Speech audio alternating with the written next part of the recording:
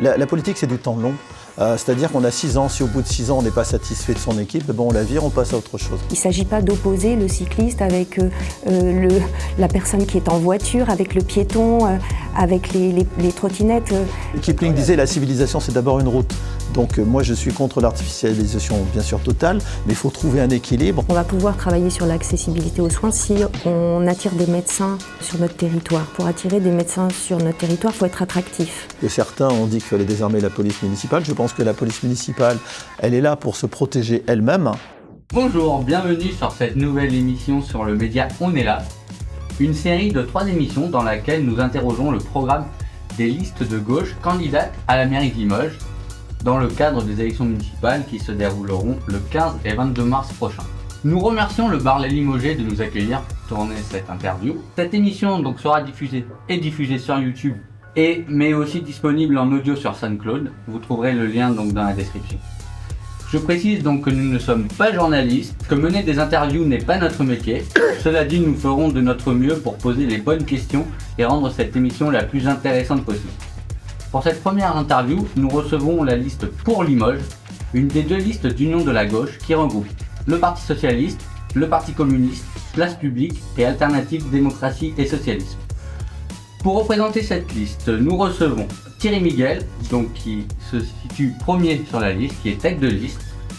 Vous êtes élu d'opposition au conseil municipal depuis 2020, mais vous êtes aussi élu à la communauté urbaine et conseiller départemental dans la majorité socialiste. Est-ce que vous voulez compléter ?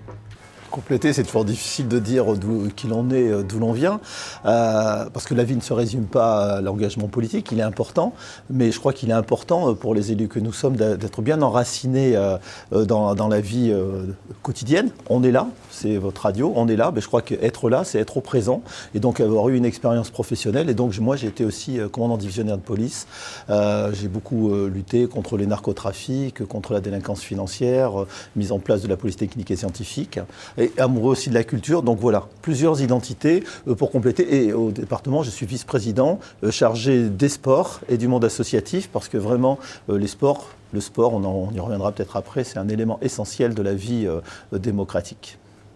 Très bien, merci pour ce complément. Avec vous, nous recevons Géraldine Baruge, vous êtes 6e sur la liste, vous n'avez pas de mandat politique et vous êtes une personnalité publique qui travaille, si nos recherches sont bonnes, dans le monde médical. Voulez-vous compléter ces informations ? Oui, je peux apporter quelques précisions. Je travaille donc dans le milieu hospitalier, je ne suis pas médecin, je travaille à l'hôpital Esquirol, au centre hospitalier Esquirol. Donc pendant un peu plus de 10 ans, j'ai exercé en tant que responsable du département qualité et gestion des risques. Je suis ingénieur hospitalier et depuis un peu plus de 3 ans maintenant, je suis cadre administratif du pôle de psychiatrie adulte, c'est-à-dire que je participe à la gouvernance du pôle de psychiatrie adulte, donc pour monter les projets et faire le lien avec la partie administrative de l'hôpital.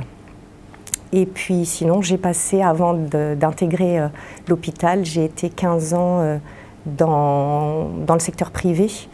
Donc j'ai travaillé un peu plus de 10 ans dans une entreprise de négoce, l'entreprise médico-professionnelle. Et puis ensuite, j'ai monté une entreprise de consulting avant d'intégrer que, voilà, on a eu quelques difficultés pour faire vivre cette entreprise. Nous étions 2, on a été confrontés à la crise des subprimes. Et donc, voilà, ensuite j'ai intégré l'hôpital. Très bien, et également merci pour ce complément d'information. Tout de suite, pour commencer cette interview, si vous gagnez la mairie de Limoges en mars prochain, quelle sera la première décision de votre mandat ? C'est pour moi ? À vous de voir. Je laisse la priorité quand même. Alors, on va pas croire que je vais prendre... Non, mais pas du tout. Non, je crois que la première chose, on va se donner 100 jours en fait, parce qu'on ne peut pas tout décider du jour au lendemain, 100 jours pour réparer Limoges. Parce que Limoges a été abîmé, son image a été abîmée au niveau national à cause des affaires qui ont mis en cause un certain nombre d'élus, et puis aussi en raison d'un dysfonctionnement, à mon sens aussi de la mauvaise utilisation de l'argent public, notamment à destination du monde associatif. Donc beaucoup de choses à faire avec le monde associatif, parce que c'est un peu la respiration de notre ville, et donc permettre aussi d'évoluer de cette manière-là. Donc des actions très simples. Rendre la gratuité des salles pour les associations, c'est quelque chose de très simple. Et puis porter une autre intention et surtout, ce qui est la base de notre campagne depuis le début, c'est écouter, penser, convaincre, agir. Donc déjà, quand on arrive à écouter l'ensemble des acteurs économiques, sociaux, associatifs d'une ville, tous ses habitants et tous ses habitants, on change de méthode. Et donc pour nous, ce sera vraiment un changement de méthode avec cette écoute. Merci pour cette réponse. Du coup, nous allons maintenant parler justement de ce rôle que les habitants et les habitantes de Limoges peuvent jouer dans les prises de décision qui les concernent. Alors d'abord, cette notion de démocratie participative, on en a beaucoup parlé, mais qu'est-ce qu'elle évoque pour vous ? Tu veux commencer ou tu veux que je... Sur les conseils de quartier, c'est peut-être plus sur... Oui, parce qu'il y a tout un axe de toute façon qui est consacré à la démocratie participative, donc c'est quelque chose d'extrêmement important. La démocratie participative, elle va s'exercer pendant le mandat avec des choses structurées, très structurées. Et la démocratie participative, elle commence dès maintenant, là en campagne, puisqu'on est beaucoup aussi sur le terrain, à consulter sur les marchés, sur le porte-à-porte. Et on consulte, tout le programme a été monté avec ces consultations-là, l'écoute des citoyens, sur leurs attentes, sur leurs besoins. Donc c'était déjà le prérequis de pouvoir construire quelque chose qui réponde aux attentes actuelles, pas forcément avoir des choses extraordinaires, mais avoir des choses concrètes, pragmatiques, qui répondent vraiment aux besoins actuels des habitants. Et on se rend compte à quel point il y a de la matière qui remonte. Et donc pendant le mandat, après, c'est structurer tout ça pour permettre en effet aux citoyens de pouvoir s'exprimer. Donc il y a des choses, moi, je me suis engagée là. Plus récemment, j'ai toujours été très intéressée par la politique. Je suis une citoyenne extrêmement intéressée par la politique depuis toujours. Mon engagement plus partisan est récent. J'ai des enfants qui ont grandi, je suis maman, je suis atterrée par le monde que je laisse donc à la génération qui arrive. Donc je suis extrêmement soucieuse d'écouter les jeunes, parce que c'est en partie pour eux que je m'engage, pour essayer peut-être de contrebalancer peut-être la culpabilité. Je ne pense pas avoir une responsabilité personnelle, mais en tout cas avoir cette envie de m'engager pour essayer de laisser un monde qui est déjà au niveau international, au niveau national, très abîmé. Et donc essayer de travailler au niveau local avec les moyens que je peux avoir et l'énergie que je pourrais peut-être apporter. Et donc je disais ça pour revenir au propos de la consultation de la démocratie participative, parce qu'il était prévu dans le programme, il est prévu notamment de consulter au moins une fois l'ensemble de la jeunesse pour faire remonter les idées, leurs besoins. En tout cas, ça fait partie aussi des projets au-delà de tous ceux qui pourront être mis en place. Je précise du coup que vous n'avez pas encore mis en ligne votre programme, hein, c'est ça ? Si, notre programme est mis en ligne sur le site pourlimoges.fr, si je peux juste me permettre d'apporter une précision. Donc bien sûr, il y a des conseils de quartier actuellement.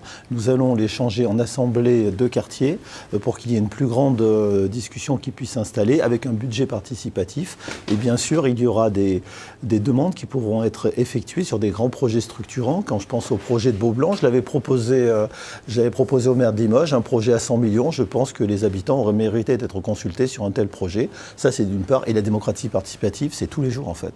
Si on veut constituer un projet culturel, social, sportif, il faut qu'on le fasse en partenariat avec les acteurs concernés, parce qu'ils ont un savoir-faire. Quand on est élu, on ne maîtrise pas tout, on ne connaît pas tout. Et par contre, les acteurs, eux, ils savent. Donc, il faut utiliser. Donc, c'est une manière de travailler au quotidien. Ce ne sont pas que des mots, ce ne sont pas que des grandes structures. C'est une manière de travailler au quotidien. C'est vrai qu'en période d'élection, on voit souvent les candidats justement faire ce travail de démocratie, porte-à-porte, marché, etc. Ce qu'on entend aussi du coup d'une démocratie participative, c'est que ça aille plus loin que la période d'élection. Alors quels moyens on met en place justement pour aller chercher les gens ? Parce qu'on parle d'assemblée de quartier, de conseil de quartier. Comment on va chercher les gens qui n'ont pas l'habitude de s'impliquer dans la démocratie ? Quels outils on utilise ? Est-ce qu'on met encore cette énergie de porte-à-porte, etc. concrètement, c'est quoi qu'on va mettre en place pour...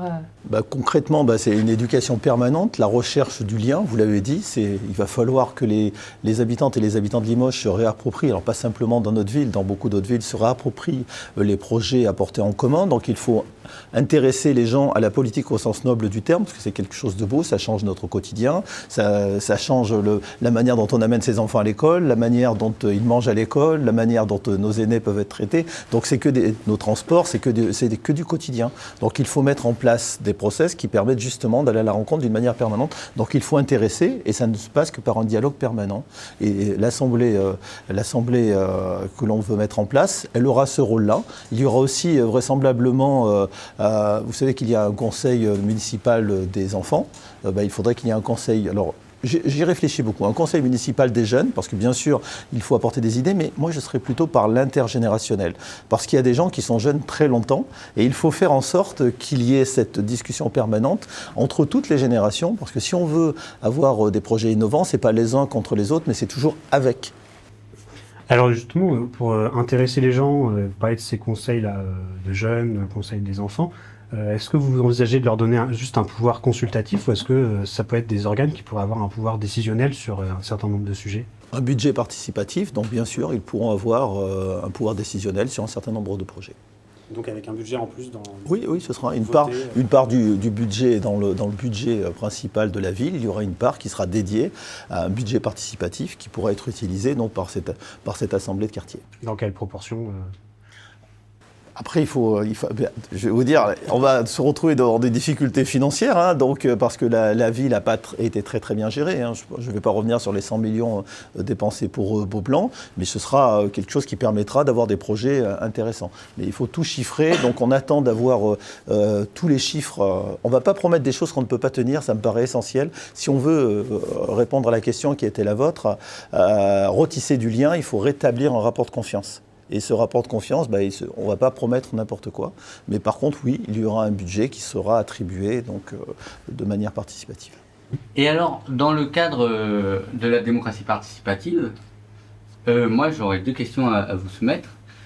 D'abord, est-ce que la municipalité engagera des personnes, notamment pour traduire les discours oraux, pour les traduire en langage des signes lors notamment de ces conseils de quartier en fait, ou même plus généralement dans les interventions municipales.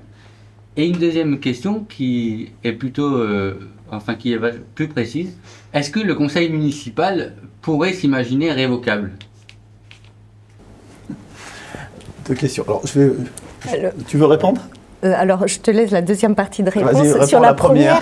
Sur la première, alors, pour dire, je ne suis pas au courant, je ne me souviens pas avoir lu sur la traduction en langage des signes. Il faudra me corriger, mais en tout cas, ça fait partie, encore une fois, des idées et de ce qui peut remonter, qui attire notre attention. À chaque fois qu'il y a des idées, alors peut-être qu'elle a déjà émergé, comme je vous dis, moi je suis un peu plus récente, j'ai moins d'antériorité dans tout cet engagement-là, on va dire, c'est plus récent, donc je n'ai peut-être pas la maîtrise de l'entièreté de toutes les discussions qui ont pu avoir lieu, mais en l'occurrence, moi, quand vous me dites ça, ça me parle et je vois l'esprit, en tout cas, de l'équipe qui constitue la liste, et je suis sûre que ça peut parler au plus grand nombre. Alors après, est-ce que c'était, peut-être qu'on aura plus de précision, mais c'est vraiment ça aussi, c'est... écouter, voir ce qui peut servir au plus grand nombre, des choses auxquelles on n'aurait pas forcément pensé, mais qui sont extrêmement utiles justement pour la démocratie participative, de manière à ce que tout le monde puisse y participer. Ça veut dire qu'il faut que tout le monde puisse être concerné, se sentir concerné. Donc cette partie-là m'intéresse beaucoup. Pour répondre aux deux questions, sur le meeting de lancement de campagne, bien sûr, il y avait la traduction en langage des signes, parce que ça nous paraît important. On l'a toujours fait régulièrement. Est-ce qu'on peut le généraliser ? C'est à voir, pourquoi pas, ça me paraît. C'est important que la démocratie elle soit accessible au plus grand nombre. Pour la deuxième partie de votre question, non. Je ne pense pas qu'il faut pouvoir révoquer. Il y a, tous les 6 ans, la politique c'est du temps long.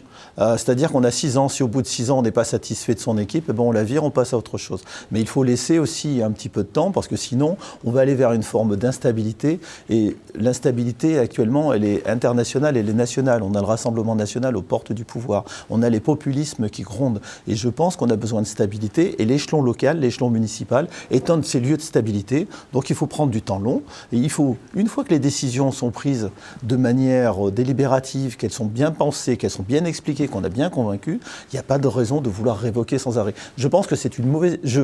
Philosophiquement, ça peut s'entendre, mais je pense que dans la pratique, c'est une mauvaise idée. Très bien. Nous pouvons passer donc sur une nouvelle thématique. On va parler de logement et d'hébergement, parce que c'est un sujet qui nous tient à cœur. Récemment, le collectif Aucun enfant à la rue, qui est un collectif composé d'associations solidaires qui œuvrent pour les personnes, notamment à la rue, ont dénombré pas moins de 40 enfants qui ont dormi à la rue cet hiver. On sait aussi que le 115, c'est plus de 1000 appels en décembre, appels de personnes donc dans le besoin.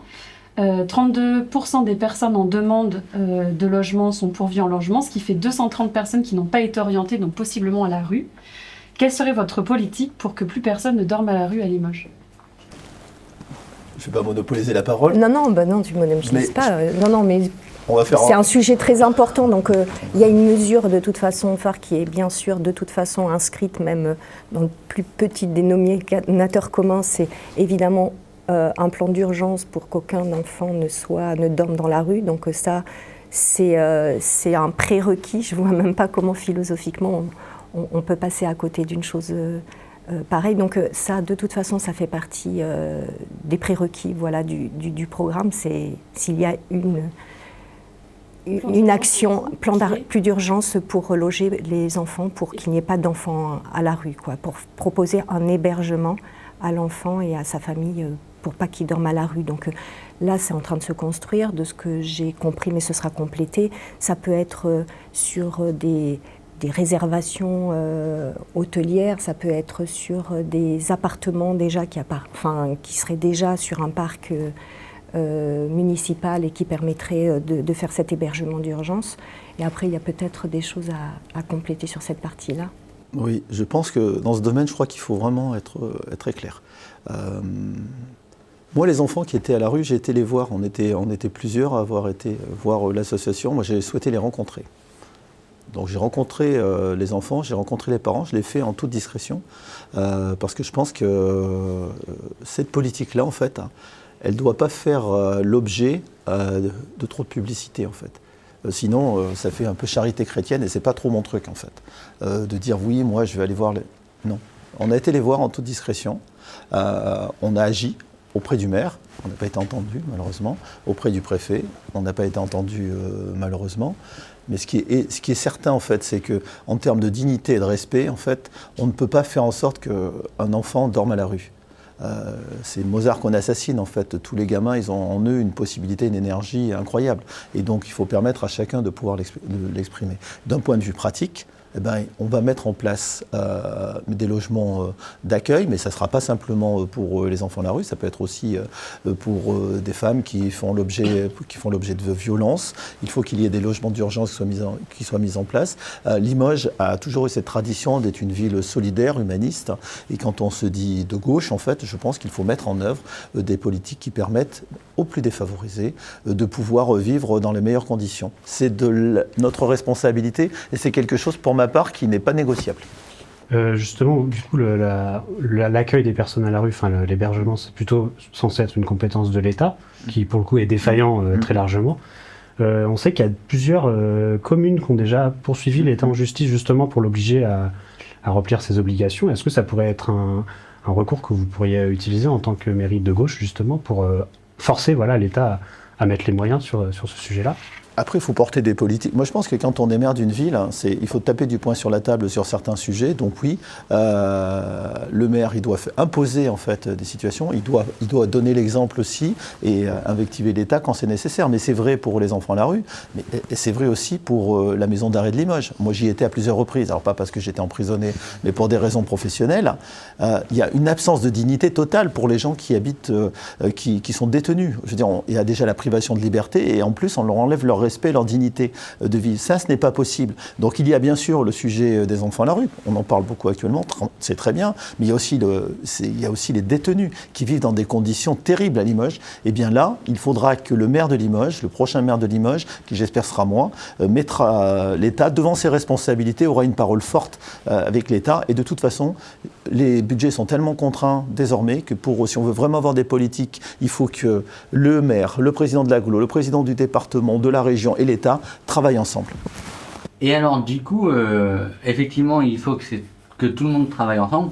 Cependant, l'État semble s'organiser pour déléguer de plus en plus de compétences aux municipalités. Et le 12 février, à l'Assemblée nationale, sera proposée une loi pour que les municipalités aient un pouvoir de réquisition des logements. Si jamais cette loi devait passer, est-ce que vous, en tant que maire de Limoges, et vous, Géraldine Baruch, en tant que conseillère municipale, vous utiliserez ces réquisitions? Tu veux répondre? Je te laisse que tu puisses. Non, mais après, Oui, bien sûr. De toute façon, oui. je crois que moi, je suis profondément républicain. Je suis très attaché au respect de la loi. Donc, il y a des lois, elles doivent s'appliquer. Si le maire a la possibilité d'opérer des réquisitions pour permettre le logement de personnes qui sont dans la difficulté, bien sûr que j'utiliserai tous les leviers qui seront à ma disposition pour pouvoir agir en ce sens. Alors ça c'est plutôt, voilà, on a parlé plutôt de l'aspect hébergement d'urgence pour les personnes à la rue. Bon, ça c'est forcément des situations qui vont être temporaires. Du coup, plus largement, ça va être quoi votre politique sur le logement, notamment le logement social à Limoges? Là, il y a eu des politiques vraiment qui ont été qui devaient certainement être faites aussi de destruction de certaines zones. Et encore que quand on discute avec les personnes qui résident, je pense à la Bâtide notamment, puisqu'on a échangé avec certains résidents, voilà, sur ce quartier qui est souvent critiqué dans les médias, et finalement quand on parle avec les personnes, on se rend compte, les habitants de ces quartiers qui trouvent aussi, qui sont chagrinés, déçus qu'on parle de leur quartier souvent de manière si négative. Et moi, en tant que citoyenne, en tout cas, je me suis posé la question de comment reloger, en effet, comment reloger ces personnes, comment, une fois qu'on les avait sorties, parce que toute cette politique-là, quand on défait comme ça des logements, ça veut dire que ce sont des gens qui ont grandi dans des quartiers, qu'il faut reloger, qui ont tissé un lien social et qu'on éparpille.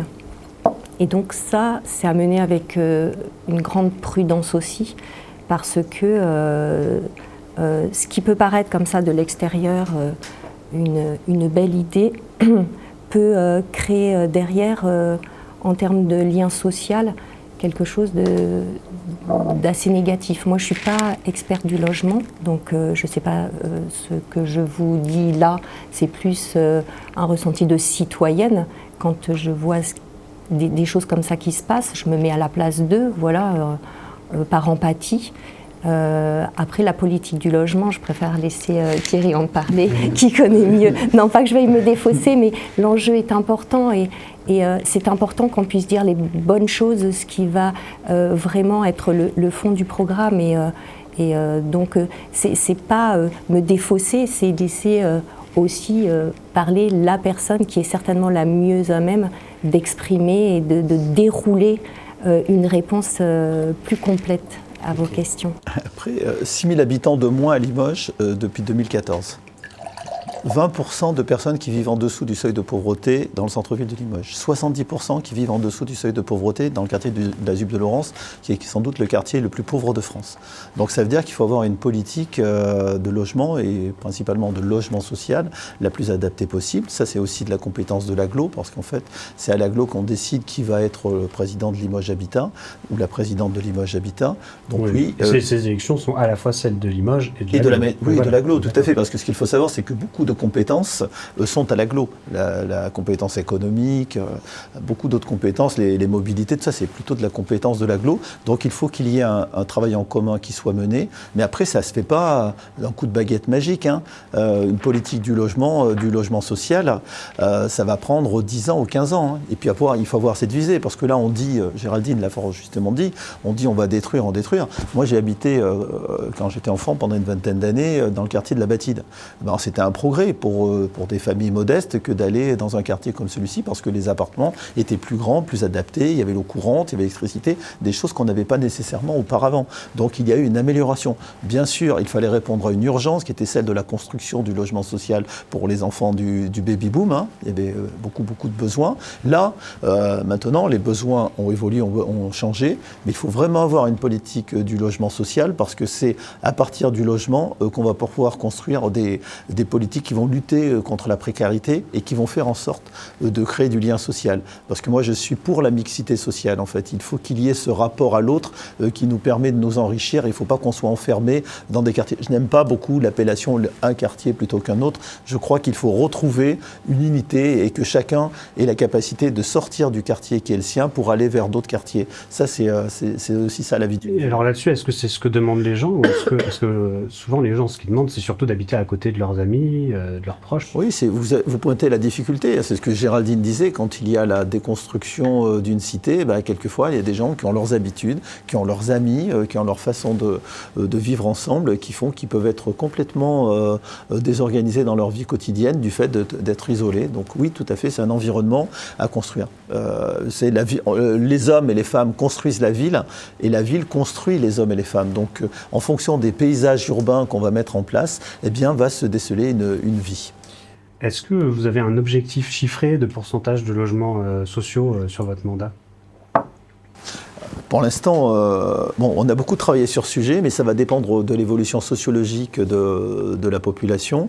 Mais si on veut ramener en fait de la population à Limoges, il faut qu'on soit dans un seuil de logement social qui soit assez impactant. Pour l'instant, on est aux alentours de 28%. On est à peu près 28%. Je pense qu'on peut aller vers 35%. Je pense que ce sera un objectif. Je crois qu'il faut y aller progressivement. Et aussi, on a aussi un enjeu qui est assez important, c'est celui de la rénovation des logements existants, donc avec la mise en place de manière généralisée du permis de louer, mais aussi du permis de partager, parce que si on partage une maison en plusieurs appartements, ça induit beaucoup de choses en termes de stationnement, en termes de vie commune, voilà. Et d'autre part, dans notre projet, on a des axes très importants, notamment un prêt à taux zéro pour permettre aux personnes de rénover leur logement. Est-ce que vous envisageriez de racheter du foncier, de racheter du bâti pour socialiser en fait une partie du logement et mieux maîtriser les prix qui, tant que c'est un marché privé, on n'a pas trop le contrôle dessus? Alors ça peut s'envisager, mais c'est quelque chose d'assez complexe. Alors il existe des organismes exprès comme les organismes de foncière solidaire. Oui, tout à fait, bien sûr. Prévu dans la loi. Bien sûr. Pour l'instant, on n'en est pas là. Je crois que ce que l'on veut faire, c'est mettre en œuvre un partenariat qui permette de développer le logement social, de permettre la rénovation des logements existants. Mais d'une manière générale, je crois qu'on a beaucoup d'existants, que ce soit dans le privé comme pour les friches industrielles, sur lesquelles il faut travailler ensemble pour rénover et puis porter des projets concrets. Et qu'en est-il, est-ce que vous avez réfléchi à la question du plafonnement des loyers justement pour permettre l'accès au fonds? Oui, tout à fait. Moi, je pense que le véritable problème actuel, c'est le problème du pouvoir d'achat. Je veux dire, quand on dépense 35 à 40% de ce que l'on gagne pour pouvoir se loger, il ne reste pas grand-chose après pour vivre. Donc oui, sur le plafonnement des loyers, il y a des expériences qui ont été menées dans un certain nombre de villes. J'en parlais hier, j'étais avec des maires qui ont mis cela en place dans d'autres villes gérées par la gauche. Oui, bien sûr, c'est totalement envisageable. Et toute cette partie du logement, de toute façon, ça s'inscrit plus globalement. Enfin, c'est pour ça que tout s'intègre, tous les axes s'intègrent dans un plan d'urbanisme, en fait, dans une vision globale. Et donc, en intégrant une volonté du logement social, une volonté, une orientation, on va dire, par rapport au logement, mais ça doit s'intégrer dans un plan beaucoup plus global d'urbanisme. On a justement, et j'aime beaucoup l'écouter parce que c'est l'urbanisme, ça tisse, ça construit finalement les espaces dans lesquels on va évoluer, on va vivre. Et donc parmi les colistiers, il y a un urbaniste qui en parle très très bien et vraiment c'est passionnant de l'écouter. Il a une connaissance du sujet qui est assez fine et il disait le dernier PLU date de 2019, donc pour le citer il dit un mandat pour rien, mais c'est ça. Et quand on voit l'importance de l'urbanisme dans la vie, dans le quotidien des gens, l'idée c'est vraiment d'avoir un urbanisme structuré qui prenne en compte toutes ces dimensions-là et de ne pas faire du coup par coup sans avoir une vision globale et intégrée. Donc, une vision globale du coup qui intègre aussi les avis des habitants bien et ce qu'ils aimeraient avoir. Exactement, c'est-à-dire que... Et puis, ce qu'il est possible de faire, c'est ce qu'on disait tout à l'heure, c'est-à-dire il ne s'agit pas de promettre des choses qui ne sont pas possibles, mais d'intégrer. Il existe aujourd'hui des outils qui permettent justement d'intégrer toutes les données avec des orientations politiques qui nous appartiennent, et de faire des décisions, de prendre des décisions, mais vraiment en ayant une vision globale du sujet. Parce qu'aujourd'hui, justement, on rencontre les gens, alors c'est vrai que ça ne doit pas rester, je suis d'accord avec vous, ce que vous disiez tout à l'heure, ça ne doit pas rester éphémère et juste le temps de la campagne, mais on entend les gens, et quand on fait du porte-à-porte, il se trouve qu'on est dans la rue des gens, là où ils résident, et le nombre de personnes où on voit bien, il y a une rue à sens unique par-ci, une piste cyclable par-là, des petits bouts de quelque chose qui sont faits sans cohérence. D'accord, donc voilà. Et donc sans se soucier de l'usager en amont, en aval, des riverains, enfin tout ça, c'est très complexe. Et si c'est pas travaillé dans une globalité, donc qui intègre le logement, qui intègre la voirie, qui intègre la circulation, qui intègre les enjeux climatiques, enfin tout ça doit être inscrit dans une vision vraiment globale. En plus, juste pour compléter un tout petit peu, sur la liste qui est la nôtre, en fait, on a beaucoup de compétences. Moi, je n'ai pas toutes les compétences, et ça, je le reconnais. Je n'aime pas la théorie de l'homme ni de la femme providentielle, mais par contre, on a beaucoup de compétences. Comme l'a dit Géraldine, on a un urbaniste qui enseigne l'urbanisme à la fac de Géo, mais qui a aussi une pratique au quotidien et qui a beaucoup d'idées sur le sujet. Mais dans tous les domaines, nous avons des spécialistes. Donc ça, c'est une chance pour nous, en fait.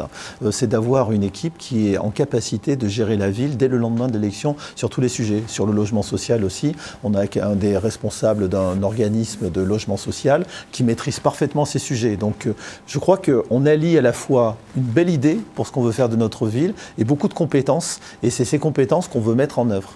Alors maintenant, nous avons abordé la thématique du logement. Nous avons choisi d'aborder une thématique précise qui est celle de la police municipale. Donc, Limoges, d'ici fin 2026, devrait compter 350 caméras de surveillance, à en croire en tout cas le Vivre à Limoges de janvier 2026. Nous avons vu une déclaration que vous, Thierry Miguel, avez fait à France 3 le 13 décembre 2023 sur les caméras de surveillance, où vous évoquiez les caméras de surveillance comme étant un vieux modèle, pour avoir des caméras de surveillance, disons, plus discrètes. J'ai pas particulièrement vos mots utilisés, mais c'était l'idée de votre propos. Du coup, face au développement des caméras de surveillance actuellement, quelle ligne, sachant que les propos que j'ai relatés dataient d'il y a quelques années déjà, quelle ligne souhaitez-vous prendre ? Alors, c'est très simple, hein. Vous le savez, moi je suis un ancien flic, je me caractérise comme ça, un flic de gauche. Ça peut paraître rare, mais ça existe heureusement, beaucoup de policiers républicains. Moi, ce que je veux, c'est de la présence humaine, en fait. La police, c'est d'abord de la présence humaine, c'est de la police municipale de proximité. Donc les caméras, bien sûr, ça peut avoir une utilité. J'ai dirigé un service qui faisait l'exploitation des images qui provenaient des caméras, mais trop de caméras tuent la caméra, en fait, hein. Au bout d'un moment, ça ne sert plus à rien. Donc moi, ce que je veux, c'est privilégier la présence policière humaine qui crée du lien. C'est pour cela qu'on a plusieurs idées. On veut créer des postes mobiles de sécurité et de tranquillité publique, c'est-à-dire que dès qu'il y aura un problème qui sera identifié dans un quartier, dans un secteur particulier, ce véhicule ira sur place, prendra les témoignages, discutera, sécurisera les choses. On veut aussi créer une brigade équestre, parce que j'y suis très attaché, donc 4 policiers à cheval pour travailler le long en fait, des bords de Vienne et puis dans tous les parcs et jardins, parce que ça a le double intérêt d'assurer de la sécurité, mais aussi de créer du lien, parce qu'il y a un rapport avec l'animal qui se crée. Donc oui, je ne suis pas hostile totalement, bien sûr, aux images, vidéosurveillance, mais je crois qu'il faut privilégier quand même l'humain. Très bien. Du coup, vous avez abordé le poste mobile de sécurité. Donc effectivement, sur votre site pour Limoges, nous pouvons lire « Nous financerons un poste mobile de sécurité, véhicule spécialement équipé pour une intervention dans les quartiers où un problème spécifique de sécurité est identifié. » Alors moi, ça m'a soulevé une interrogation, c'est cette ligne, et je vous la soumets. N'y a-t-il pas un mélange des genres dans cette proposition qui laisse penser que police municipale et nationale ont les mêmes prérogatives? Et dans un second temps, qu'est-ce que comporte un poste mobile de sécurité? Alors, la police municipale et la police nationale n'ont pas les mêmes prérogatives. Par contre, là on pourra en revenir aux difficultés qu'on peut rencontrer entre l'État et puis les municipalités. Il se trouve que l'État, depuis très longtemps, et depuis Sarkozy principalement, a mis de côté la police de proximité. Ils ont dit que les policiers n'étaient pas là pour jouer au foot avec les gens des quartiers. Il se trouve que, je ne sais pas si vous vous rappelez de l'image, il a viré en direct un commissaire qui est venu me soutenir d'ailleurs en 2020, qui est un bon copain, qui est quelqu'un de franchement très bien, Jean-Pierre Avrin. Eh bien, je crois que sur ce sujet-là, en fait, il faut être très clair. En fait, il faut de la police municipale de proximité. Donc, techniquement, ça veut dire que c'est un poste avec des policiers qui sont prêts à recevoir les témoignages. Parce que vous savez, quelquefois, la difficulté, c'est qu'on a peur d'aller se déplacer dans le commissariat de centre-ville pour déposer plainte et tout. Donc, ça crée les conditions de la proximité. Je ne me rappelle plus la deuxième partie de votre question. La deuxième partie de la question, c'était qu'est-ce que comporte un poste mobile de sécurité? Qu'est-ce qu'il y a avec ce poste mobile en c'est plus quoi que ce que ne peut pas faire la police municipale, quoi. Ah, voilà. Alors, donc sur les rapports police municipale, police nationale, donc c'est en plus. Il faut qu'il y ait de la complémentarité parce que la police nationale a délaissé la police de proximité et ce poste, en fait, il va rester 1 semaine, 2 semaines, 3 semaines pour sécuriser. C'est-à-dire qu'il va sécuriser le lieu et en même temps, ça va être un lieu de rencontre, un lieu de discussion qui va permettre aux habitants de prendre contact et puis à nous d'évaluer un petit peu les conditions dans lesquelles on peut faire en sorte qu'il y ait une meilleure homogénéité entre les interventions de la police nationale et de la police municipale. Mais nous voulons aussi créer des postes dans l'ensemble des quartiers de tranquillité publique, que ce soit plutôt un lieu d'accueil, un lieu assez ouvert, où les gens, parce que je vais vous dire quand même quelque chose, les gens, je pense que si la gauche s'empare pas des problèmes d'insécurité. La droite et l'extrême droite, on l'a vu récemment, même avec les déclarations du maire au mois de juillet dernier, le fait dans les pires mauvaises conditions. Donc c'est à nous, je crois que c'est un engagement fort. Les préoccupations des Français, c'est quoi actuellement pour les municipales? C'est la santé, c'est la sécurité. La santé et la sécurité. Se loger, se nourrir. Non. Et le pouvoir d'achat en 3e. Hier, je vous dis, à une convention, donc il y a des politologues qui étaient là, ils nous ont dit santé, sécurité. Alors même que la santé... C'est des sondages, c'est quoi? Non, c'est une réalité. Études de sociologie? Non, c'est des études sociologiques. C'est des sociologues qui en parlent très bien, qui sur la base d'un travail sérieux, d'un travail de long terme en fait. Parce que chacun a envie de vivre tranquillement, bien sûr. Et puis le problème de santé, où trouver un médecin, comment se soigner, c'est du quotidien. Vous connaissez sans doute, vous aussi, des gens qui disent j'arrive pas à trouver de médecin, j'arrive pas à trouver de dentiste, des choses comme ça, c'est très important. Et le pouvoir d'achat, bien sûr. Et donc, mais ça, on pourra en revenir. C'est pour ça qu'on a décidé de créer une coopérative du pouvoir d'achat, parce que c'est dans l'esprit de ce qui s'est toujours passé à Limoges. Mais peut-être que vous aurez une question sur ce sujet-là après. Du coup, pardon, en termes d'effectifs que vous envisagez de créer pour la police municipale, ça représente à peu près combien de postes que vous voulez créer en plus? Pour l'instant, moi je penserais plutôt à une répartition, parce qu'il y a 84 policiers municipaux à peu près, je vais répartir de manière différente. De toute façon, il y a beaucoup de mouvements en fait. Pour l'instant, je ne souhaite pas augmenter les effectifs de la police municipale. Et les conserver Je veux rationaliser en fait leur mission, qu'ils aient des instructions très claires sur tous les sujets et qu'ils établissent un rapport avec la population le plus apaisé possible. Parce qu'encore une fois, ce sont les plus vulnérables qui sont les premières victimes de l'insécurité. Alors, toujours dans cette thématique de la police municipale et dans ce qui se trouve écrit sur votre site pour Limoges, avant le poste mobile de la sécurité, il est écrit « Nous lutterons contre le narcotrafic par une meilleure complémentarité police nationale, police municipale et services fiscaux ». Donc, à l'heure actuelle, il existe déjà d'une manière régulière des rendez-vous qui sont donnés entre tous les acteurs d'un territoire pour aborder la sécurité publique. Mais vous envisagez d'avoir une meilleure complémentarité. Pouvez-vous détailler ce point? Oui, très simplement. Hier, j'ai rencontré, par exemple, Amine Kassassi. Vous voyez qui c'est, Amine Kassassi? J'ai discuté avec lui sur la difficulté des narcotrafics.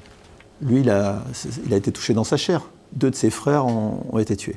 Il est en train de mettre en place une charte contre le narcotrafic.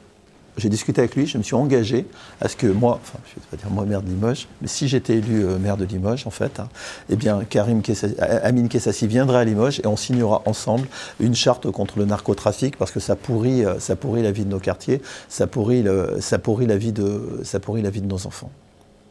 Et je crois que la complémentarité, c'est d'une manière très simple.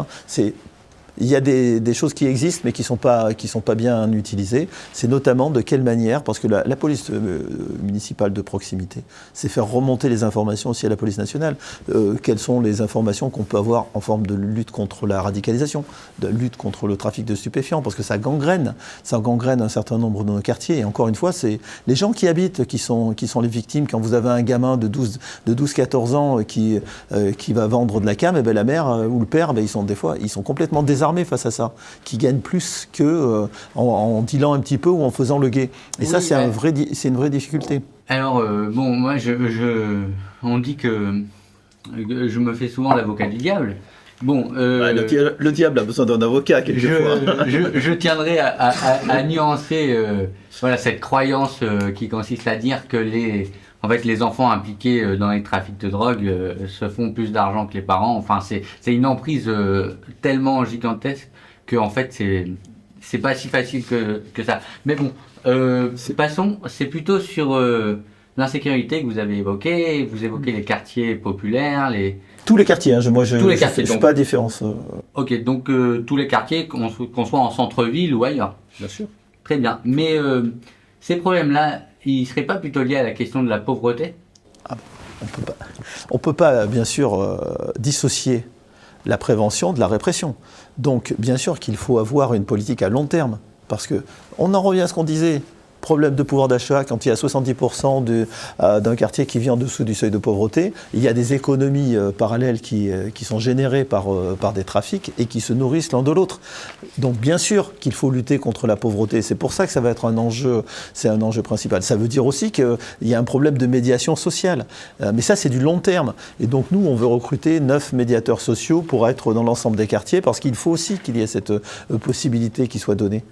Donc il ne faut pas opposer en fait, lutte contre l'insécurité ou la manière d'assurer la tranquillité publique, et puis rôle social. Je crois que la gauche, quand elle est forte, c'est qu'elle est capable d'exercer des responsabilités qui vont rassurer les gens, et qu'en même temps, il y a un souffle social. Et nous, ce que nous voulons vraiment porter, c'est ce sens de la responsabilité pour affronter ce qui dysfonctionne dans la société, mais en y intégrant toujours un souffle social.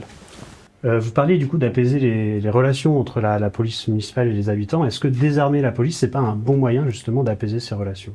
Non. Je pense que c'est une fausse bonne idée. Je sais que certains ont dit qu'il fallait désarmer la police municipale. Je pense que la police municipale, elle est là pour se protéger elle-même. Et elle est là parce que c'est compliqué. Moi, j'ai exercé le métier de policier. Je sais que c'est un métier extrêmement difficile. Et vous savez quelque chose? Les armes des policiers, elles ont tué qui en majorité? Répondez à votre question. Répondez à votre propre question. Des policiers. Le nombre de suicides dans mon propre service, j'ai 2 commissaires qui se sont suicidés à 1 an d'intervalle avec leur arme de service dans le bureau qui jouxtait le mien. Donc non, je suis pour une police municipale armée pour protéger à la fois ses effectifs et pour protéger. Tu m'aimes les policiers ? Ça peut, bien sûr, mais c'est pourquoi. Après, c'est un débat. On peut y passer 2 heures. On peut y passer 2 heures, mais pourquoi ? Parce que les policiers ne voient que le côté obscur de ce qui va mal dans une société. Donc pour certains, ça fait beaucoup. Ça devient des éponges et c'est très compliqué. D'ailleurs, c'est à l'image un petit peu de la société. Qu'est-ce qu'ils font les gens quand ils voient tout ce qui ne va pas dans la société ? Ils votent RN. Et moi, j'ai pas envie que les gens y votent RN. Depuis que je suis gamin, je me suis toujours battu contre le vote du Rassemblement national. J'ai fait toutes les manifs dans les années 80 avec mes copains de Touche pas mon pote et compagnie. Pour moi, le Rassemblement national ou le Front national, je mélange un petit peu les deux quelquefois, c'est ce qu'il y a de pire. Mais ça veut dire qu'il y a des gens qui se sont perdus à cause de ça. Et donc, il faut qu'on réponde à des justes questions sur la tranquillité publique, sur la sécurité, mais avec la responsabilité de gauche qui doit être la nôtre, à savoir de l'humanisme et du respect pour chacun. Et en plus, je termine là-dessus parce que je pourrais parler pendant des heures, il y a une chose qui me paraît importante, la responsabilité, elle est toujours individuelle. Quand quelqu'un fait une connerie, c'est lui qui a fait la connerie, c'est pas sa famille, c'est pas son quartier, c'est une seule personne. C'est la structure aussi dans laquelle on vit, c'est la société qui engendre les... Bien sûr. Non, mais ça, c'est La responsabilité n'est pas qu'individuelle. Ah non, c'est bien ce que je dis. Après, c'est un débat. Alors là, on peut débattre pendant des heures sur la responsabilité individuelle, les théories du 19e siècle. Mais là, j'ai l'impression qu'on revient en arrière. Du criminel né, parce qu'il y a pas mal de gens qui disaient, voilà, il y a des gens qui ont des gènes et qui vont devenir criminels et tout ça. Et d'autres qui disaient, non, c'est que la société, tout ça. Il y a un peu des deux.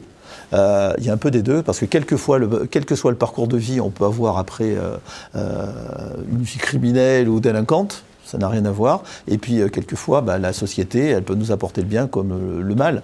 Donc, mais c'est quelque chose de très complexe, mais qui est au cœur même des engagements qu'on veut avoir. Et si nous, on n'a pas des réponses concrètes, on se retrouve avec des gens comme Trump aux États-Unis, comme Orban. Et donc, je pense que la gauche a cette responsabilité, ici et maintenant, de répondre très simplement à des questions essentielles. Si nous, on ne le fait pas, d'autres vont le faire pour nous et ça va être terrible. Et alors, je suis désolé de m'emballer un peu, mais ça fait... En parlant de ce que la société nous apporte, elle nous apporte l'école. Donc les écoles maternelles, primaires, sont sous la compétence de la mairie, en tout cas au point de vue du bâtiment et des ATSEM. Donc on avait 2 questions spécifiques sur ce thème, qui est, dans un premier temps, est-il envisageable de mettre la gratuité de la cantine ?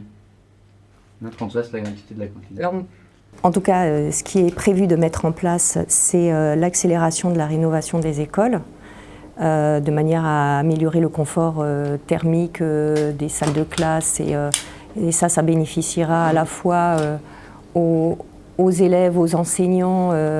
Et ça, il y a cette partie-là. Il y a le fait de doubler la dotation de fonctionnement des écoles, de manière à pouvoir mener des projets pédagogiques. Donc ça, c'est une action concrète qui va être mise en place dès la rentrée 2026.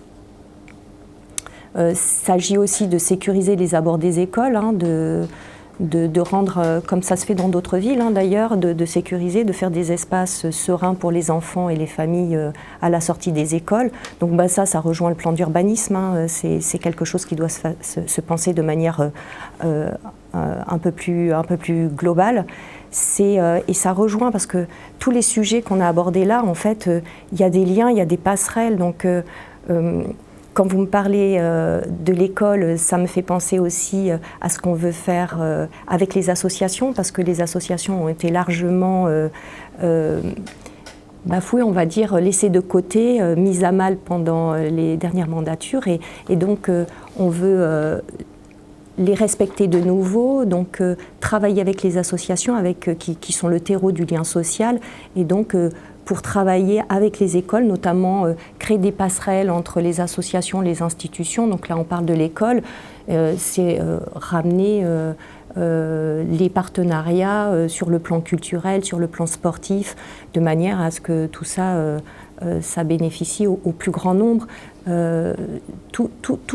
Tout ça est intriqué l'un dans l'autre, en fait. Ce qui va bénéficier aux enfants, aux enseignants, aux familles, va bénéficier à la ville entière, en fait. L'idée, et ça rejoint un petit peu la partie sécurité dont on parlait tout à l'heure, c'est que si on réinvestit les espaces, parce qu'on ne veut pas de Limoges une ville dortoir. Enfin, c'est une ville de 100 000 habitants. Moi, j'ai des enfants et puis moi aussi, j'aime bien sortir, j'aime bien quand même le soir qu'il y ait des propositions qui soient faites quand je sors du cinéma, etc. Et je pense que se réapproprier les espaces, c'est aussi ramener une sorte de sécurité. Donc, ces passerelles avec le milieu associatif, le milieu, les milieux, les commerçants, le milieu économique, tout ça contribue finalement à se réapproprier la ville, à donner aussi des moyens aux personnes d'accéder donc à des activités qu'elles avaient peut-être perdues de vue. Et oui, tout ça alors permettez-moi de vous couper. On va aborder les activités notamment associatives et tout ce qu'on peut faire avec les associations dans le point d'après. Mais du coup spécifiquement, donc vous avez évoqué la rénovation des écoles. Oui. Bon, alors il y a eu l'école Condorcet-Roussillon qui a pendant 10 ans été rénovée. Et du coup, j'ai été amené à y travailler l'année dernière dans le cadre de mon métier. Comme les autres écoles, à cause des grosses chaleurs, elles ont dû fermer. Donc, pour la rénovation des écoles, est-ce que vous envisagez un changement de paradigme dans la manière de le concevoir? Oui. Et pour revenir sur la gratuité des cantines. Oui. Non, Non, en tout cas, je sais que la rénovation, elle intègre le confort thermique. Donc, c'est ce que vous évoquez, c'est ce que je vous disais. Après, je pense que oui, il faut intégrer aujourd'hui les rénovations qui ont été faites. Elles ne se sont pas suffisamment souciées. Même, il y a des exemples quand même assez flagrants des changements climatiques et de cette intégration, de reverdir, de faire des choses aujourd'hui. Il y a des technologies qui existent qu'il faut savoir utiliser et il faut s'accompagner d'experts de ces sujets de manière à pouvoir faire des rénovations qui durent dans le temps et qui soient adaptées aujourd'hui au climat qui s'impose à nous. Donc ne pas raisonner les remises à niveau des bâtiments sans intégrer la partie réchauffement climatique, c'est sûr que c'est du gaspillage de l'argent public, quelque part. Ce qui est certain, c'est grands plans de rénovation énergétique de l'ensemble des écoles, mais aussi de l'ensemble des gymnases, parce qu'il faut aussi permettre la pratique sportive à tous les écoliers. Il y a 9 gymnases qui sont en mauvais état à Limoges. Ça, c'est la première chose. Donc ça, c'est un grand plan de rénovation qui sera apporté tout de suite dans notre plan d'investissement. Sur la gratuité, donc c'est la gratuité des fournitures scolaires, parce que pour nous, c'est important que chaque enfant puisse disposer d'un kit de fournitures scolaires pour pouvoir aller à l'école dans les meilleures conditions. Et sur les tarifs, je pense qu'il faut qu'il y ait un véritable tarif social qui soit mis en place à la cantine, parce que pour beaucoup d'enfants, en fait, le seul repas chaud qu'ils peuvent prendre, ils vont le prendre à la cantine. Donc ça sera... Hier, je discutais avec d'autres mères qui ont des tarifs qui vont de 40 centimes le repas à 5 ou 6 euros en fonction aussi des capacités financières des parents. Donc gratuité totale, je ne pense pas. Parce que il faut retrouver une forme d'équilibre. Il faut qu'on soit en capacité de gérer aussi l'argent de la ville, mais tarif social pour permettre notamment aux plus défavorisés de pouvoir avoir un repas chaud par jour. Et je pense que c'est déjà bien. Okay. Alors on va devoir changer de sujet et on reviendra peut-être après. Tu veux poser encore une? Oui, j'aurais juste une toute dernière question. Ok, on va essayer d'aller rapidement sur celle-là. Ouais. Très précise. De toute façon, c'est très précis. Ouais. C'est-à-dire que vous avez rencontré le collectif des ATSEM de Limoges, le collectif qui se mobilise depuis 2 ans, qui a initié un mouvement social pour que la pénibilité de leur métier soit reconnue par la municipalité, ce qui n'a pas été le cas dans la dernière municipalité. Vous engagerez-vous à l'attribution des 8 jours de suggestion?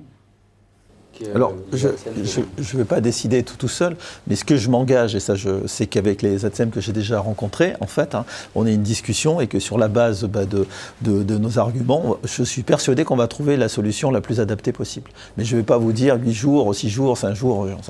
Par contre, ce que je m'engage, c'est qu'il y aura une discussion et que cette discussion, elle sera, comme ça a été le cas quand je les ai rencontrés déjà, elle se passera dans les meilleures conditions possibles et qu'il y aura une reconnaissance que c'est un travail essentiel. Donc d'ailleurs, on a a un projet de recruter plus d'ATSEM, parce que c'est un travail qui est de plus en plus complexe, parce qu'on demande beaucoup de choses en fait aux ATSEM. On leur demande maintenant il faudrait... Alors bien sûr, ils ne font pas nécessairement maintenant le nettoyage, mais bon, quand un gamin est malade dans la journée qu'il vomit, il y a bien c'est un ATSEM qui va nettoyer. Hein.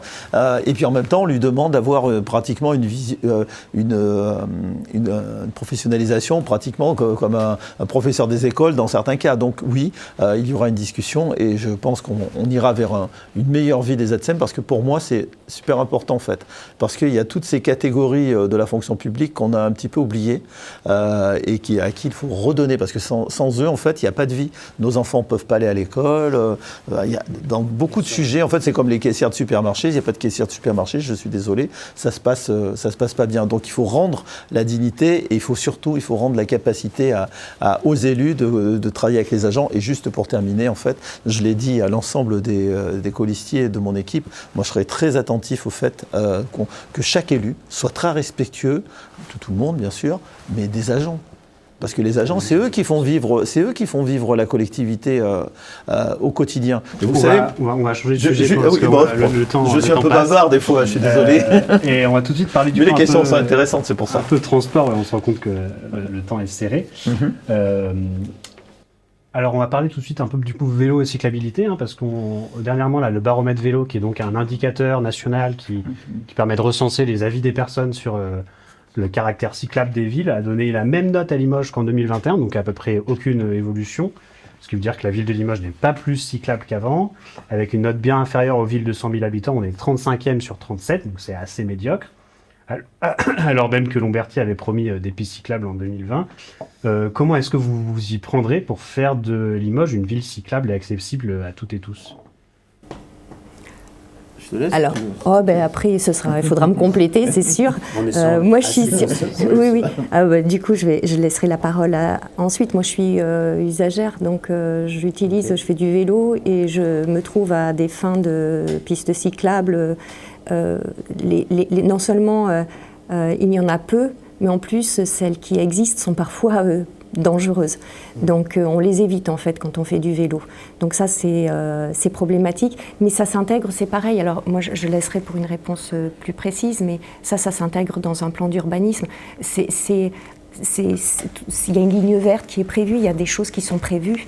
Une ligne verte, c'est-à-dire ? Une boucle verte en fait qui entourerait complètement Limoges. On pourrait faire le tour de Limoges à vélo, parce qu'en fait la difficulté... Sur des pistes cyclables. Oui, tout à fait. Sécurisées. Séparées des piétons. Oui. Okay. Donc en tout cas, c'est des projets qui sont ceux-ci, mais qui doivent être travaillés dans le cadre de quelque chose de plus global, parce qu'il ne s'agit pas d'opposer le cycliste avec la personne qui est en voiture, avec le piéton, avec les trottinettes.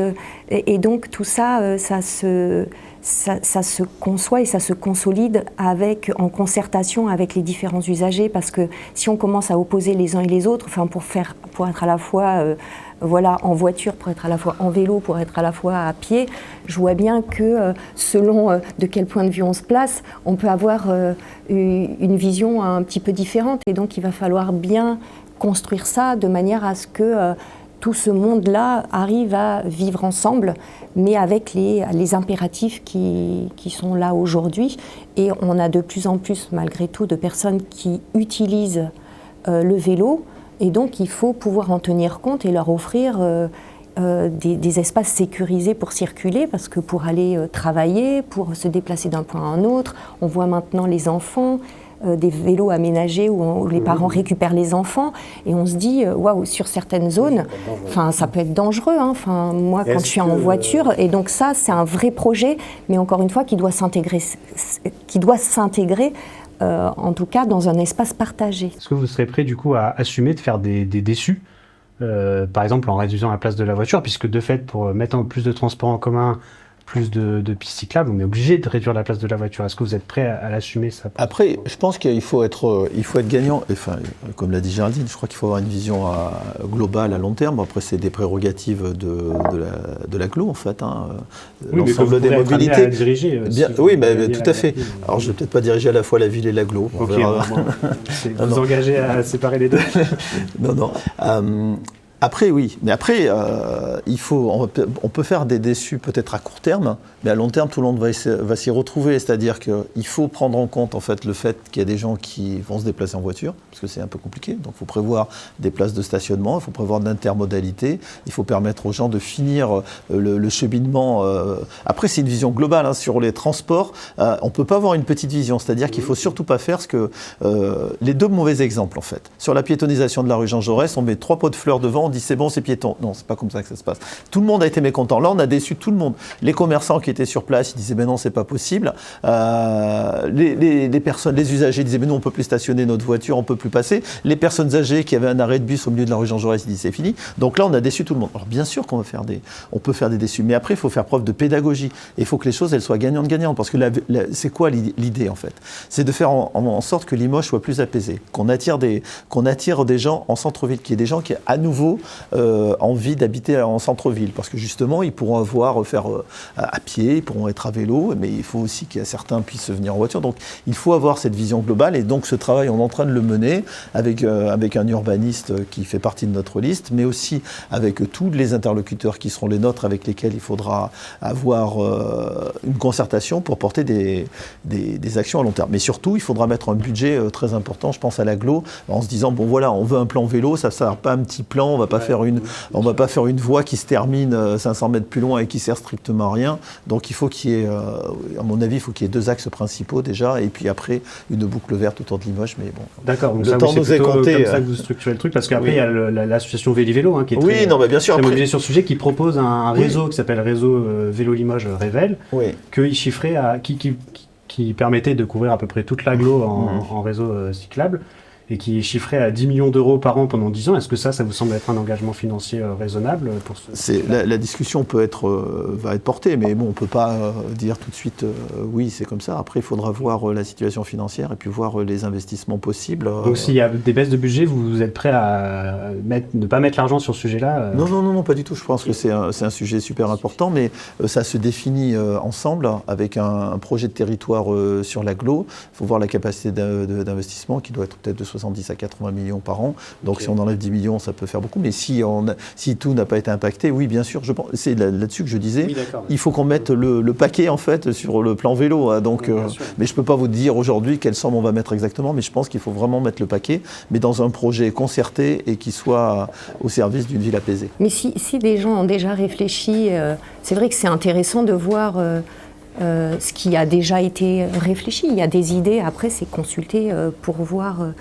quelles idées ont été déjà apportées et si ça peut s'intégrer dans quelque chose de plus global. Après, il ne s'agit pas de cloisonner, c'est ce qu'on disait. De toute façon, on vise l'intérêt général. Donc c'est pour ça qu'après, dès l'instant où chaque investissement structurant a un impact, il faut qu'il y ait un impact transversal en fait. Et donc du coup, les personnes trouveront forcément un bénéfice in fine, malgré peut-être des réticences au départ.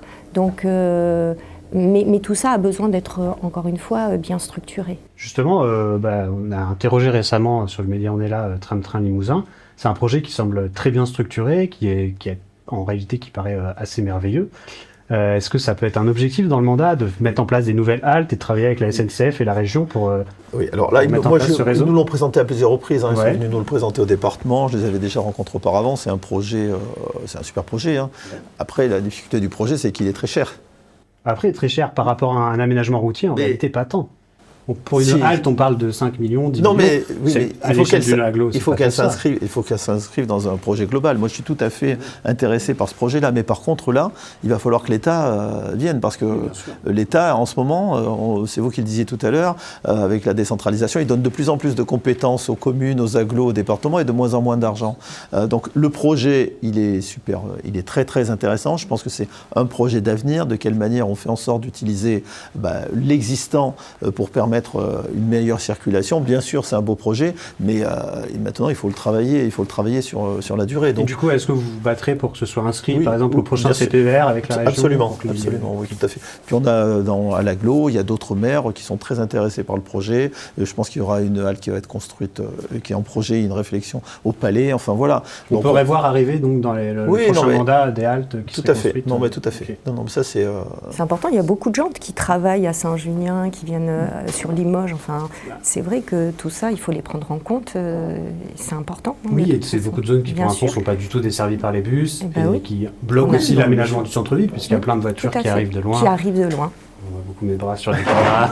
Voilà, c'est ça, il est fort, il a caché la caméra. Alors un autre sujet du coup qui me semble important d'aborder, c'est cette 2x2 voies là au nord de Limoges, qui est une déviation de la nationale 147, pour laquelle du coup vous me dites si je dis des bêtises, hein, mais vous avez voté donc un financement de 10 millions de la part de l'AGLO et de 10 millions de la part du département.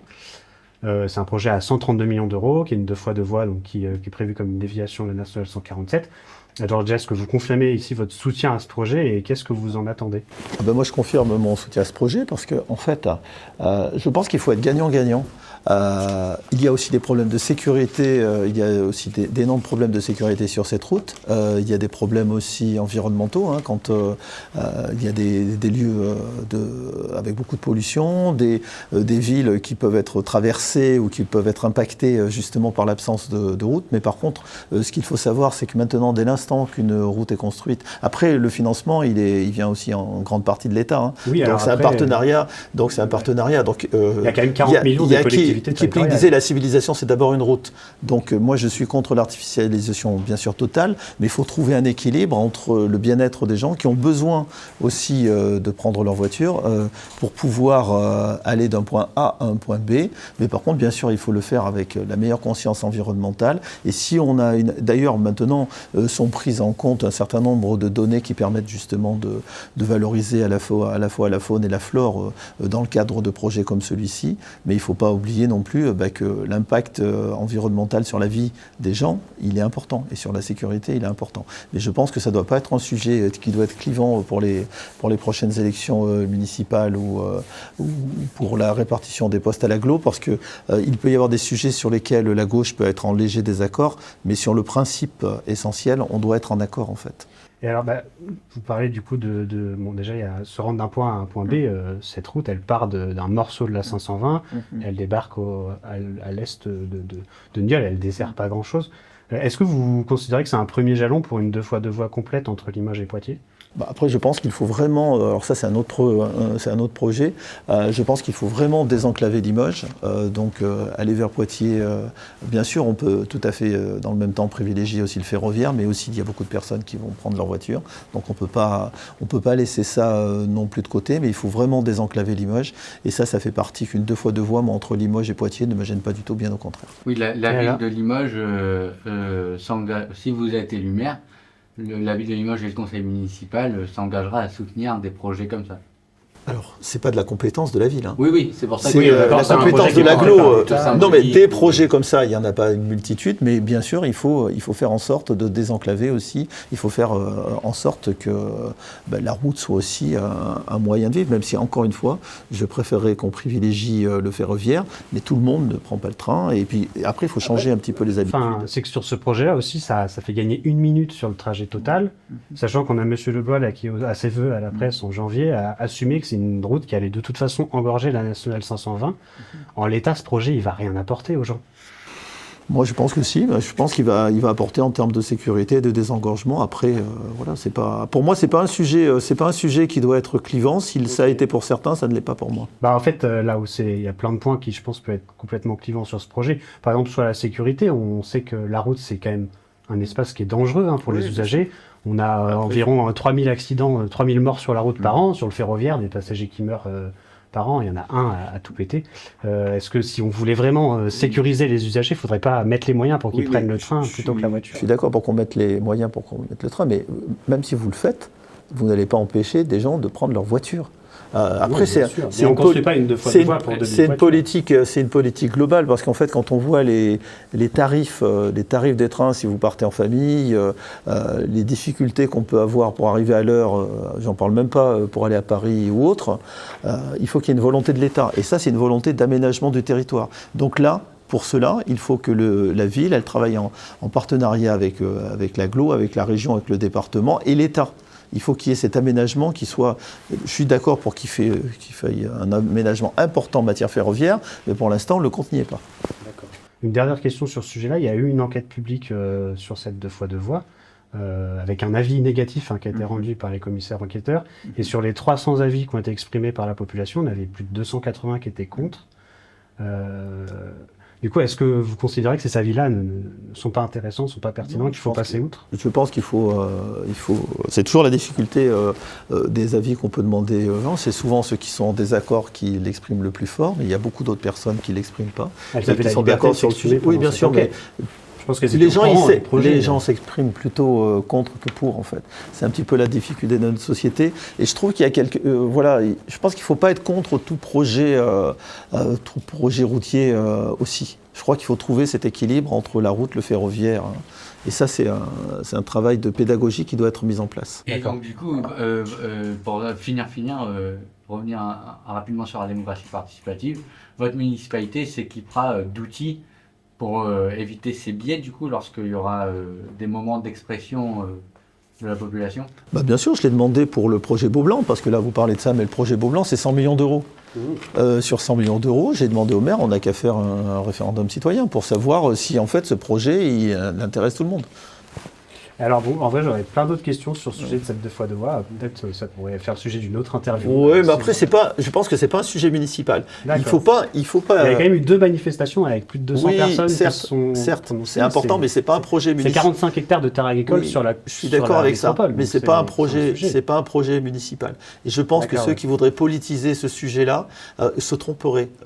Ils se tromperaient lourdement, en fait. Oui. Ça s'entend totalement. Très bien. Pas de souci. C'est aussi un sujet parce qu'on nous a fait la même chose en 2020 sur le sujet de l'aéroport ou d'autres. Et je pense qu'il faut trouver ce qui rassemble plutôt que ce qui divise. Oui, et après, dans la mesure où il y a quand même 10 millions engagés par la métropole, ça me semble être. Oui, non, bien sûr. Après, il y a. Faut aborder. Oui, bien sûr. Après 10 millions, après le vote a été unanime. Oui, mais c'est justement. Le vote a été unanime aussi, parce que il faut prendre en compte tous les intérêts des uns et des autres. Bien sûr, très bien. On va reprendre un autre sujet du coup. Avant de finir l'émission. Moi, j'avais quelques questions à vous poser sur l'abattoir de Limoges, qui est aussi pas de la compétence municipale, mais vous aurez une influence forcément à travers la communauté urbaine. La communauté urbaine qui est la collectivité de rattachement de l'abattoir de Limoges, qui est un des plus gros abattoirs publics de France. Et de très nombreux éleveurs en dépendent pour commercialiser leur production localement. Depuis 2023, la chaîne d'abattage des porcs est à l'arrêt. Et plus récemment, la chaîne ovine a aussi été fermée. Quelle est votre position sur la question de l'abattage des porcs notamment, mais aussi peut-être des ovins sur Limoges? Donc l'abattoir, comme vous le dites fort justement, c'est un abattoir public, donc qui rend un service public. Après, on peut se poser des questions sur le fait que ça soit au bénéfice simplement de quelques entreprises agroalimentaires. Donc là, je crois qu'il y a un véritable travail. Et d'ailleurs, Johan Lemaire, qui est sur notre liste, qui est urbaniste, mais qui aussi a mis en place des abattoirs, parce qu'il est également ingénieur de formation et il a travaillé dans une communauté urbaine dans un autre département. Je pense que ça va être un des enjeux. Déjà, nous on a très à cœur aussi le bien-être animal. Je sais pas, vous avez déjà été à l'abattoir? Non, jamais. Moi j'étais sur la chaîne d'abattage parce qu'il y avait une plainte quand j'étais chef d'état-major de la police judiciaire, il y avait une plainte d'une association contre ce qui se passait au sein de l'abattoir. Donc on a été filmé, on a été regarder ce qui s'est passé. Effectivement, je pense qu'il y a des axes d'amélioration pour savoir de quelle manière on peut améliorer les conditions dans lesquelles l'abattage a lieu. Voilà, ça c'est un vrai travail, donc il y a une vraie volonté de modernisation sur la chaîne de porc. Effectivement, je pense qu'elle doit être modernisée parce que là, me semble-t-il, l'abattage a lieu dans le Lot-et-Garonne. Donc ça fait beaucoup d'allers-retours avec des voitures. Je ne parle pas de l'impact environnemental, mais aussi la question du bien-être animal, de quelle manière on fait vivre des transports à des animaux. Donc oui, je pense que ça va être un des enjeux de la future mandature aussi, de quelle manière on modernise l'abattoir de Limoges, de quelle manière on l'adapte en fait, parce qu'il y a quand même une baisse aussi de l'abattage, parce que les modalités de vie, les modes alimentaires ont beaucoup évolué ces dernières années. Donc on mange quand même beaucoup moins de viande que par le passé. Donc il faut trouver les moyens pour moderniser cette structure et faire en sorte qu'elle rende à la fois le service public, parce qu'il n'y a pas que certaines entreprises qui l'utilisent, mais il peut y avoir aussi des petits éleveurs locaux et qui ont besoin de ce service-là. Et donc il faut se mettre à leur service. Et donc il faudra qu'on modernise en prenant en compte à la fois le bien-être animal et puis la réalité économique. Donc là, vous parlez de modernisation, c'est dans l'idée de maintenir le fonctionnement actuel, c'est-à-dire pas la régie, mais en tout cas l'aspect public de l'abattoir. Parce que si je ne me trompe pas, Johan Lemaire, il avait travaillé sur un abattoir paysan à Bourganeuf. Est-ce que il y a un groupe d'agriculteurs qui a travaillé sur l'idée d'un abattoir paysan sur le côté porcin? Est-ce que c'est quelque chose que vous soutiendrez ou, comme vous semblez le dire, plutôt de rénover l'existant? Alors, pour l'instant, on était sur la phase de rénovation, mais par contre, je pense que moi, avec Johan, on est dans le dialogue, et bien sûr, ceux qui auront des idées sur ce sujet-là, alors, moi, je découvre pas ce sujet, mais c'est pas le sujet dans lequel je suis le plus à l'aise. En fait, la gestion d'un abattoir, c'est un autre métier, tout ça, c'est le monde agricole, c'est moins dans l'urbanité, mais bien sûr, le travail qui sera le nôtre avec Johan, puisqu'on en a déjà parlé, ce sera de mettre en place les conditions d'un dialogue et puis de trouver la meilleure solution qui permettent justement d'avoir un modèle économique qui soit viable et qui soit utilisable par les éleveurs locaux. Alors avant de passer à la fin de cette émission, peut-être est-ce que vous voulez, Géraldine Baruch, parler d'un dernier thème qu'on n'aurait pas abordé et que vous voudriez peut-être vous mettre en avant dans cette émission? Eh ben, je pourrais parler par exemple de la santé, ouais, puisque je suis... voilà, il y a des choses quand même aussi qui sont prévues dans le domaine de la santé, avec la mise en place de centres municipaux de santé dans les quartiers sous-dotés. Donc on l'a évoqué tout à l'heure aussi, poursuivre, il y a un début de projet sur une maison d'accueil des femmes victimes de violences pour les accompagner, les soutenir. Donc ça c'est important. On avait parlé aussi tout à l'heure de l'hébergement d'urgence. Donc en tout cas moi qui travaille dans le soin, je travaille en santé mentale. L'accessibilité aux soins, on va pouvoir travailler sur l'accessibilité aux soins si on attire des médecins sur notre territoire. Pour attirer des médecins sur notre territoire, il faut être attractif. Pour être attractif, ça reprend tout ce qu'on vient de dire préalablement, à savoir réenchanter la ville un petit peu, ne pas faire de Limoges une ville dortoir. On a une belle campagne, il faut la mettre en valeur et donner envie de rester, mais il faut avoir aussi une ville qui bouge, qui a des propositions en matière culturelle, il y a une ambition culturelle. Je donne peut-être l'impression de dériver de la santé, mais encore une fois, ce sont des métiers en tension, les médecins, les psychologues, il y a vraiment des métiers en tension et on ne résoudra pas les problématiques si on ne donne pas envie aux gens de s'installer. Et donc, il faut que salarié des médecins, ça pourrait être justement, de la part oui. de la mairie. Donc ça, c'est prévu dans les centres, pour ces centres municipaux, ce serait en effet d'avoir des professionnels salariés. Et tout ça peut se construire avec l'ARS, avec la CPAM. Donc ça, c'est vraiment un projet qui est important. Il y a aussi l'idée de mettre en place un bus mobile, comme ça se fait. Il ne s'agit pas de réinventer, mais de s'inspirer de ce qui se passe bien et ce qui se fait bien ailleurs. Donc il y a des choses qui fonctionnent, qui ont déjà été expérimentées ailleurs, et donc c'est pouvoir aussi en faire bénéficier la population, les Limogeaudes et les Limougeaux. Mais encore une fois, moi, ce que je peux percevoir à l'hôpital, on manque de psychiatres et de psychologues. Au CHU, il y a d'autres professions qui manquent. Et donc, on ne pourra travailler cette question de l'accès aux soins pour tous aussi plus facilement que si on donne envie de s'installer à Limoges. Encore une fois, c'est un prérequis. Et donc, il faut avoir une ambition culturelle, il faut avoir de l'ambition pour animer la ville, créer du divertissement pour que les jeunes aient envie de rester, que les familles aient envie de s'installer, qu'elles voient un avenir pour leurs enfants aussi dans cette ville. Donc tout ça participe. Moi, ce qui me tient à cœur donc aussi, c'est donc de réanimer la ville. On parlait de chemins, il y a des projets de construire des chemins piétons sécurisés dans tous les quartiers, de manière à créer des zones de convivialité, redonner les parquets jardins aux familles, aux associations sportives, parce que là, ce que l'on entend, c'est que les gens fuient un petit peu ces zones-là parce qu'elles ont été laissées à l'abandon. Et maintenant, moi, j'ai des collègues qui me disent n'osent plus traverser le jardin d'Orsay, n'osent plus aller au jardin de l'Évêché. C'est vrai qu'il y a un sentiment d'insécurité qui s'est créé au fur et à mesure qu'on laisse les espaces. C'est peut-être des auteurs d'incivilité qui prennent l'espace justement, et donc c'est un cercle vicieux qui s'est installé.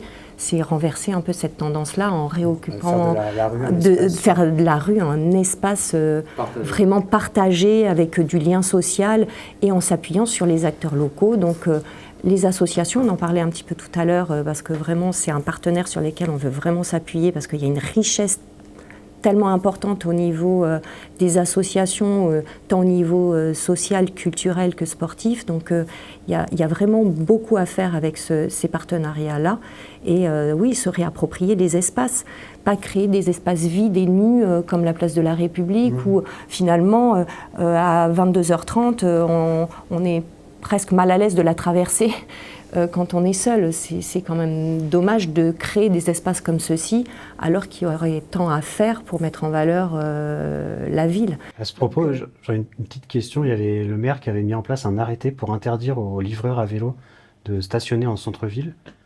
Est-ce que ça peut être quelque chose que vous supprimerez si vous êtes élu à la mairie? J'avais dit au maire lors d'un débat, il faut arrêter les arrêtés, parce qu'arrêter anti-mendicité, arrêter anti-ibérisme, arrêter anti-prostitution, il faut arrêter avec ça. Non. Oui, donc vous le supprimerez si vous êtes arrêter, élu. non, tout à fait. Moi, je veux revenir sur le sujet qui me paraît aussi hyper important, en fait, c'est la culture.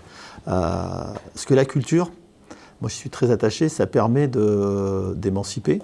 Le Front populaire, en 1936, il y a 2 grands ministres. Jean Zay, ministre de la Culture, qui dit « Qu'est-ce que je fais ? Je crée le Festival de Cannes pour lutter contre la Mostra de Venise, qui est un festival fasciste. Et puis Léo Lagrange, qui met en place une vraie politique du sport. Donc le sport et la culture, ce sont les 2 leviers d'émancipation.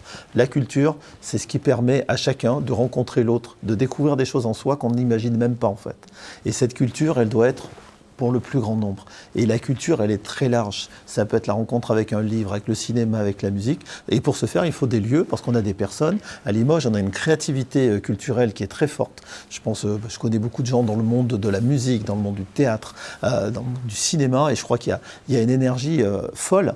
Et bien maintenant, il faut aussi leur donner un lieu. Il faut donner des lieux forts. Donc là, on est en train de travailler sur un gros projet qui sera peut-être un des projets les plus importants de la mandature. C'est sur la Fontpinaud. Faire en sorte que ce lieu qui est en bord de Vienne, parce qu'on veut retrouver Limoges au bord de l'eau, eh bien que ce lieu devienne emblématique de ce qu'on peut faire pour la recherche de la culture, parce que la culture, c'est aussi la rencontre des expériences associatives, quelles qu'elles soient. Et donc ça va être un beau lieu, je pense, où on va chercher à la fois à retrouver l'identité de Limoges, une identité populaire, humaniste et autres, et puis une ville qui est tournée vers l'avenir. Donc la culture, je crois qu'il faudra la mettre à tous les étages. Et donc remettre en place les ateliers dans les CCM qui avaient été supprimés. Bien sûr. On a beaucoup d'idées avec notamment la Fontpinaud, avec une maison des associations, avec un lieu de rencontre, avec des ateliers différents où les gens peuvent échanger, avec un regard aussi sur la cinémathèque. L'autre jour, on était en réunion avec des gens de la cinémathèque. Il faut utiliser les images qui sont celles de notre passé pour y retrouver des sources qui nous permettent de nous projeter dans des lendemains meilleurs, vers des jours heureux. Et il y a un espace à Limoges qui est un peu au cœur de crainte par les associations qui l'occupent, c'est l'espace Charles Sylvestre. À terme, cet espace va-t-il être rénové quand vous serez maire, ou alors ces associations... Vous posez des questions très précises, vous.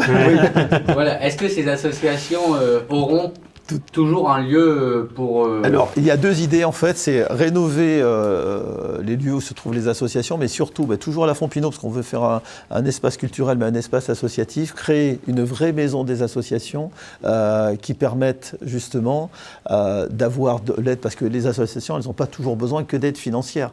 Elles ont besoin aussi de support, comment on répond à des appels à projets, comment on établit un budget, et puis comment on se rencontre avec les autres pour mettre en place des actions association qui soit transversale, qui soit à la fois culturelle, sociale et sportive, par exemple. Et là, on a vraiment cette idée de créer une maison des associations, mais en renforçant le monde associatif. On a reçu une centaine de personnes du monde associatif il y a 2 semaines, et c'était un moment super, parce qu'en fait, les associations, c'est le cœur battant de notre ville, en fait. Et plutôt que de dire ce qu'elles doivent faire, c'est elles qui doivent nous dire un petit peu ce qu'elles attendent de nous. Et les élus, ils sont ça, dans l'écoute, et puis dans la construction de quelque chose. Et les associations, elles ont un rôle essentiel. Très bien. Bon, on est maintenant à la fin de cette émission. Hein. Merci beaucoup donc Thierry Miguel et Géraldine Barus d'avoir accepté de répondre à nos questions et d'être venus, d'avoir pris ce temps-là. Pour les gens qui nous écoutent ou nous regardent, j'invite les gens à partager cette émission s'ils l'ont trouvée pertinente autour d'eux. Aussi à soutenir le média On est là sur Tipeee, hein, c'est un soutien sans lequel ces émissions ne seraient pas possibles. Et nous, donc, on se retrouve dans quelques jours pour la 2e émission avec la liste de gauche et citoyenne Rêvons Limoges. À bientôt.